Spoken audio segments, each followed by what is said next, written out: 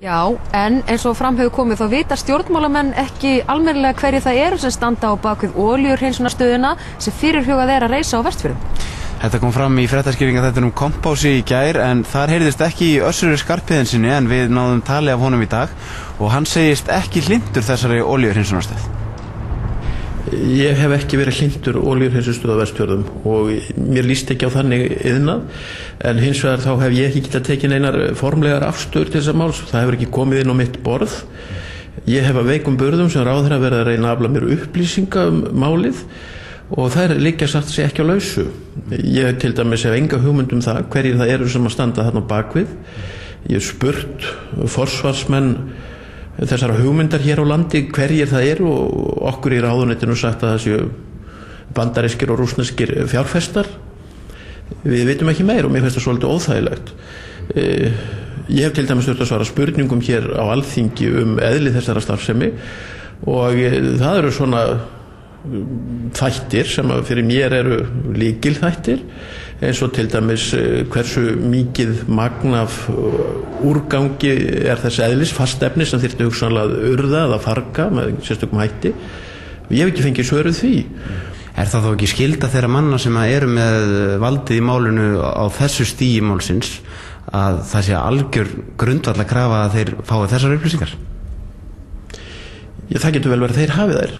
Í dag þetta eins og þú segir, þetta á sveitarstjórnarstigi og það alveg ljóst og það mikill áhugi manna fyrir vestan, með svo hlutamanna, það líka mikil andstaða.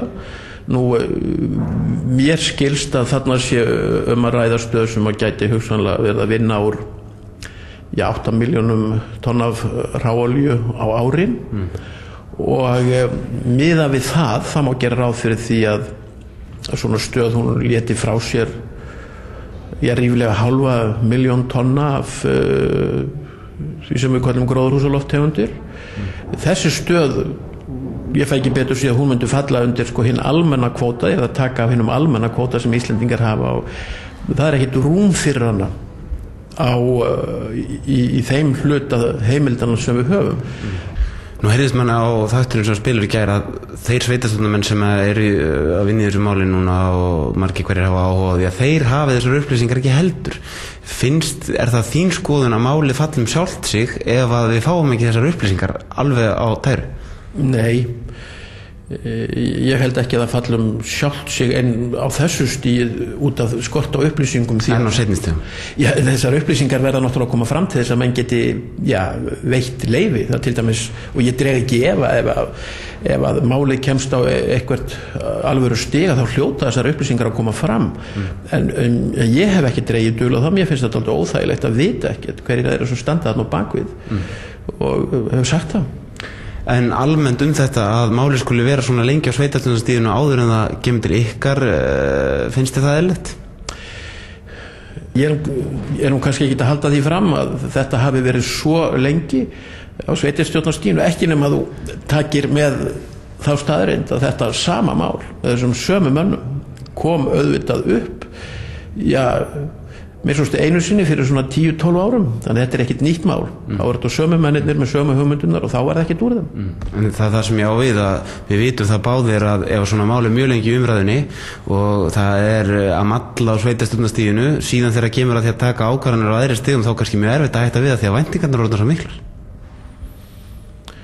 Það hugsanlegt en við gerum okkur auðvitað farum það í ráðuneytunum þegar að því kemur að fjalla leyfi að gera það á algjörlega faglegum og málefnalegum forsöndum og ég hugsa svona tilfinningablendin afstaða eins og miklar væntingar að þær ráð ekki úrslitum það þegar að því kemur að meta þetta til dæmis í ferli umhverfismats og skipulags í ljósi skipulagslaga Rétt að lokum, nú þetta ef afverði líklega stærsta framkvæmd Íslandssögunnar, þetta ekki mál sem bara hreinlega á að koma hingað inn á fyrstu stigum málsins?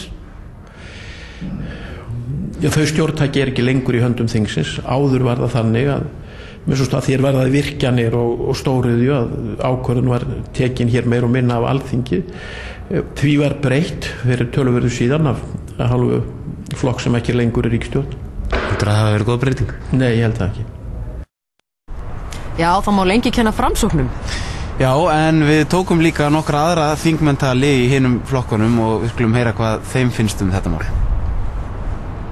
Meðan við keyrum bíla, þá þarf einhverslega að hreinsa olíu í heiminum og það er meira sér skortur á olíuhreinsinstöðum núna, þess vegna verðið á dísil svona óskaplega mikið herra heldur en á bensíni vegna þess að eftirspurnin eftir dísil hefur vaxið svo mikið að olíuhreinsinstöðar heimsins ráða ekki við það og það er alveg jafn mikið mengun hnattrænt eða fyrir hnöttin í heild sinni hvort sem að olíuhreinsinstöðun er á Dýrafirði eða einhverstaðar í Kína eða í Bandaríkjunum. En bara þetta að svona fyrirtæki rís á Vestfjörðum og það kannski ekki almennilega vita einu svona hverjir standa á bakvið, er þetta ekki ákvörðun sem það er að taka á aðri pólitískum stigum heldur en í sveitarstjórn?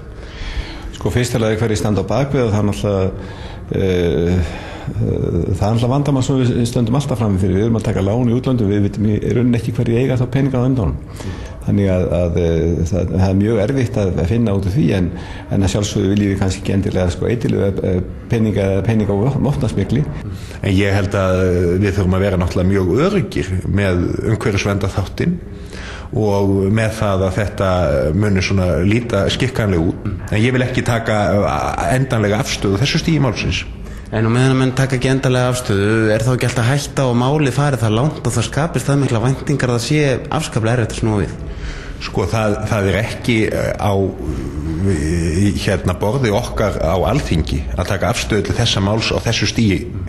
Þegar að því kemur að þá auðvitað þurfa menn að leggjast í mjög mikla vinnu sem að ég viðurkenni alveg að ég hef ekki gert. Ég tel að það sé auðvitað brýn ástæða til þess að gera eitthvað í byggðamálum, sérstaklega á Vestfjörðum, en olíuhreinsunarstöð er ekki lausnin í þeim efnum, bæði af umhverfislegum ástæðum vegna þess að við vitum ekki hverjir það eru sem er að fara að reisa hana og vegna þess að þetta er ekki iðnaður eða vinnustaður sem að við eigum að hafa hér á landi að mínu viti.